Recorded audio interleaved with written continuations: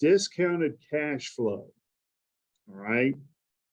I don't think there's enough written explaining for family lawyers and the public really how important discounted cash flow is and the importance of the discount rate. Right? And so, to my knowledge, a lot of people write about the discount rate, but don't really put boundaries on it can't be this high and it can't be this low.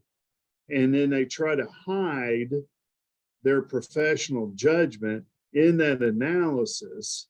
And so I want to get your thoughts on that.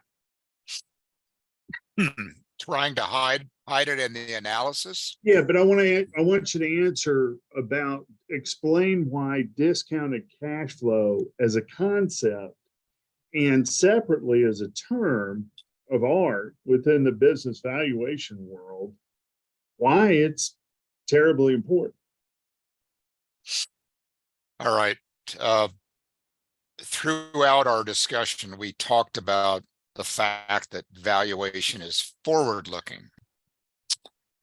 And it doesn't matter if you're valuing a business, a piece of art, a house, whatever it is.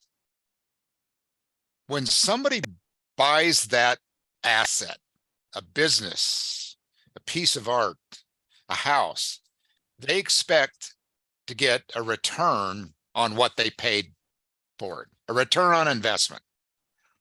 If you buy public stocks, you expect a return on your investment. If you put money in a savings account, you expect to earn interest, which is a return on your investment. So a discounted cash flow analysis, we'll call it a DCF for short, is really just an analysis of what that expected future return is going to be on an investment in that asset. And we bring those returns back to the present with, as you talked about it, a discount rate, which is also called a rate of return, which is also called a yield rate. It goes by a number of different terms, but what it really represents is, if I invest in that business, what percentage return do I expect going forward? Boy, this is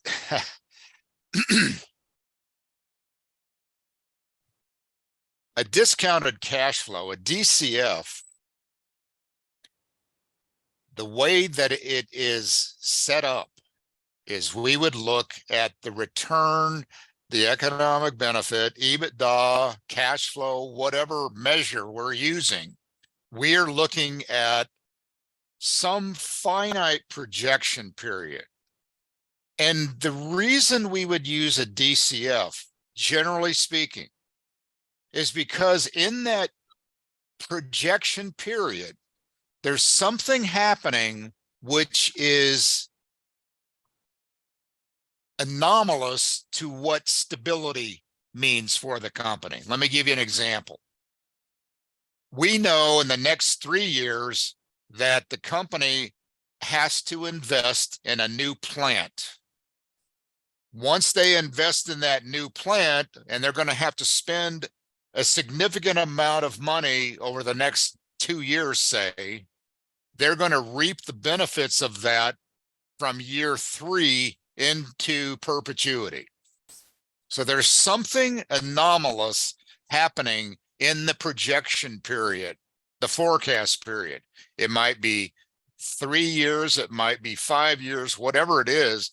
The reasons why we use a DCF typically is because there's something anomalous. It might be hypergrowth. Maybe the company's going to have growth in revenues of 20%, which is really high. for the next 3 years, and then they're going to drop down to say 5. And that's because they got this new client, which is going to boost revenues, whatever the reason. They picked up a new division. They opened a new branch, a new location, whatever. Hyper growth over the next 3 years would be the type of thing that we would want to forecast, because if we don't forecast those anomalous occurrences, whatever they are, we're going to misstate the value of the company. If we don't pick that hyper growth up in the first 3 years, and we just say it's going to grow at whatever, something less than that hyper growth amount, we may actually understate the value because we haven't picked up the anomalous hyper growth. What we haven't talked about, and this might be another podcast, is the fact that a capitalized cash flow, a CCF, is really just shorthand DCF.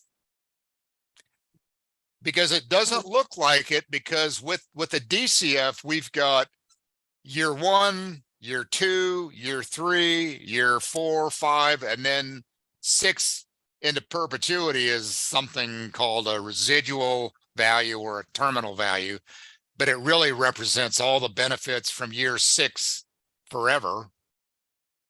With a CCF, a capitalized cash flow, we've got 1 year, 1 expected year, and we're capitalizing that as opposing to discounting it.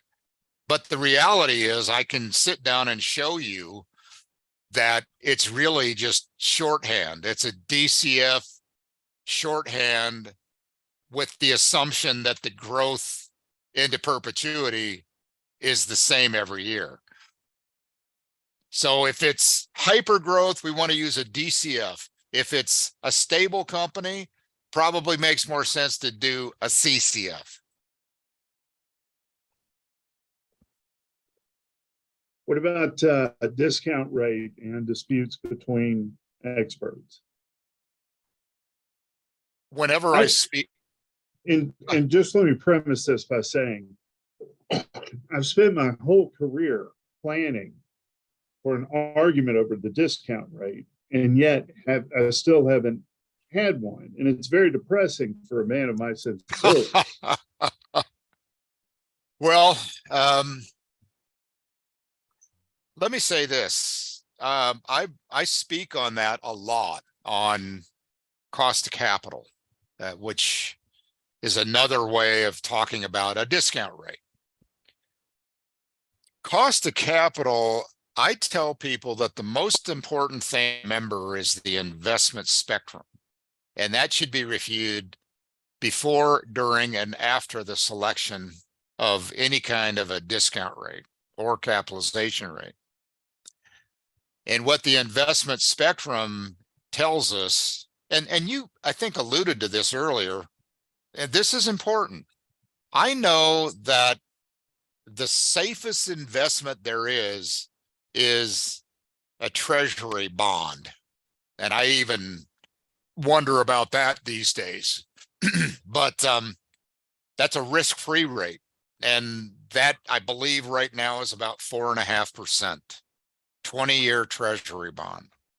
It actually might be higher than that because of inflation.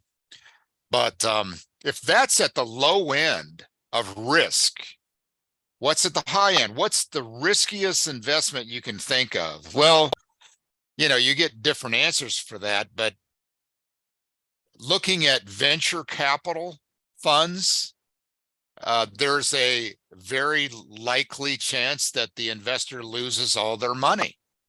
And so an expected return of 50% is not unusual or unheard of. So you begin there from 4.5 to 50%, and then you're bringing those things in. That's to start with. We know that publicly traded small publicly traded companies over the last 60 years have returned on average 18%. So what we just did is squeezed in that end, because the company we're valuing, the closely held company in general, has to be riskier than that small publicly traded company. So an investor in this company at a minimum has to expect 18%. Okay, so now we're 18 to 50.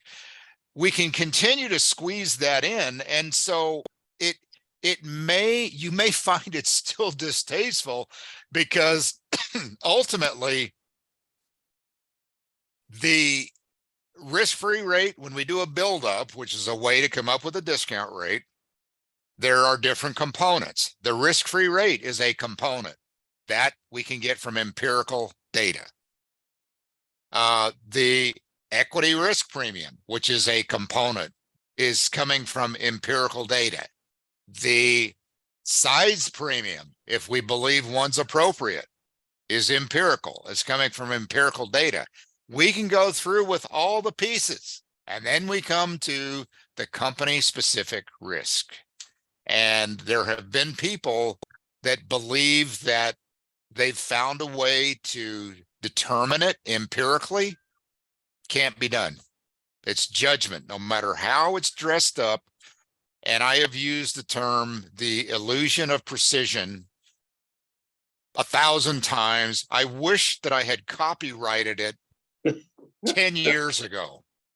As it is, I'll be content to use it because it's perfect. We try to create the illusion of precision, and that goes back to the question, did you use your judgment? Yes, I did. And here's why. I will tell you exactly why I think it should be at the high end of the expected risk, the low end of the expected risk, or right in the middle of the expected risk. I'll tell you why. This company has reliance on one customer for 50% of their revenue. If something happens to that one customer, they go down the tubes. That company is going to be at the high end. As opposed to, okay, this company that has been around for 50 years, has diversity in clientele, they're well capitalized, no reliance on management, etc. That starts to feel like a company that should be at the low end. Will we quibble over 1% here and there? Well, we might disagree over 1% here or there, but I wouldn't call it quibbling, because I would look at you and say, Miles, my number could be 2% higher or 2% lower, but it certainly is reasonable, and here's why. I hope that helped. It does. And one of the things that I try to express to the young lawyers is that, like you said, the illusion.